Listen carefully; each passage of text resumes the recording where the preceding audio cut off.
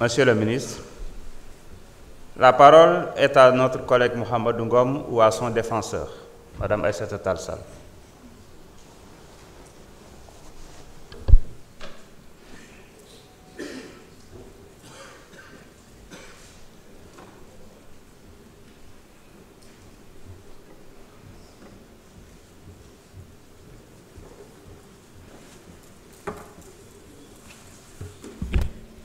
Je vous remercie, Monsieur le Président, mes très chers collègues. En ce jour où nous sommes ici réunis, notre Assemblée nationale a rendez-vous avec l'histoire. Elle a rendez-vous avec l'histoire parce qu'il nous est demandé de poser un acte grave et solennel en enlevant l'immunité parlementaire d'un collègue député. Serions-nous, mes chers collègues, à la hauteur de la gravité de l'acte qu'il nous a été demandé de poser? Je l'espère. Je prie sincèrement que nous puissions être à la hauteur de la gravité et de la solennité de l'acte qui nous a été demandé de poser. Dans son épître aux Corinthiens, l'apôtre Paul, martyr de la foi, disait ceci à ses fidèles. Si le ministère de la condamnation est glorieux, le ministère de la justice est encore plus glorieux que celui de la condamnation. Oui, il avait tout à fait raison. Le ministère de la condamnation, c'est le ministère de l'examen des faits. Le ministère de la justice, c'est celui de la balance qui pèse et qui suppose les faits. Avons-nous été justes avec notre collègue? Avons-nous pesé et supposé avant de prendre la décision? Bien sûr que non.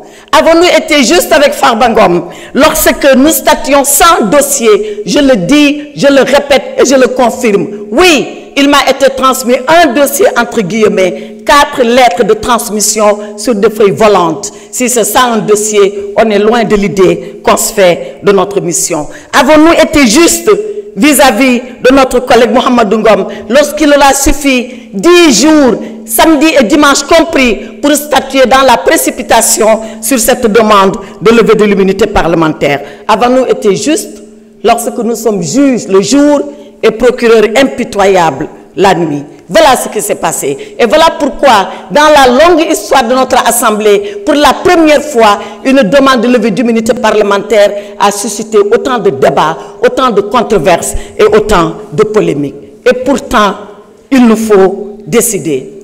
Il nous faut décider parce que nous sommes l'Assemblée nationale. Il nous faut décider parce que nous sommes les représentants que le peuple a envoyés ici à notre place. Il nous faut décider parce que nous devons être une assemblée juste, une assemblée nationale, une assemblée souveraine et une assemblée de rupture, comme on l'a promis aux Sénégalais. Voyez-vous, Monsieur le Président, je m'en vais terminer sans presque plaider, sans presque vous dire ce que nous devons faire pour notre honorable collègue. Savez-vous pourquoi? Parce que notre honorable collègue n'a jamais voulu venir ici pour demander une quelconque protection. Il ne l'a jamais demandé parce que dans le Fouta lointain d'où nous sommes originaires, il nous a appris une chose. Il nous a été appris là-bas que vivre dans la peur est un échec de la vie. Nous n'avons pas peur, nous, de la mort. Et c'est pour ça que nous n'avons pas peur de la vie. Et Mohamed Ngom est prêt à affronter la vie parce qu'il sait qu'il va affronter un jour la mort. Sousi maya, huli maya, sous maya, menen ko dum min jangina, ko dum min gandi, ko dum min muynina, ko dum wala men bibbi futankobe. Farbi no sousi mo wuur, obi sousi mawo may, te dum do ma gas e nder Sénégal, min jabata ha ila yawmi dini, penali in pawe e do men, min jabata ha ila yawmi dini, gonga men ina tete. Ici, dans cette assemblée, l'honorable Farba Ngom a confié son sort à Allah subhanahu wa ta'ala. C'est le seul juge, c'est le dernier juge et c'est le meilleur juge. C'est le juge qui jugera ceux-là qui ont jugé. Jugeons pendant que nous pouvons encore le faire. Jugeons pendant que le peuple sénégalais nous regarde. Jugeons pendant que nous sommes là, face à notre conscience. Le reste appartiendra à l'histoire et l'histoire jugera Mohamed Ngom. Je vous remercie, mes chers. Je vous remercie, honorable député, Madame Aïssata Tall Sall. Mes chers collègues, y a-t-il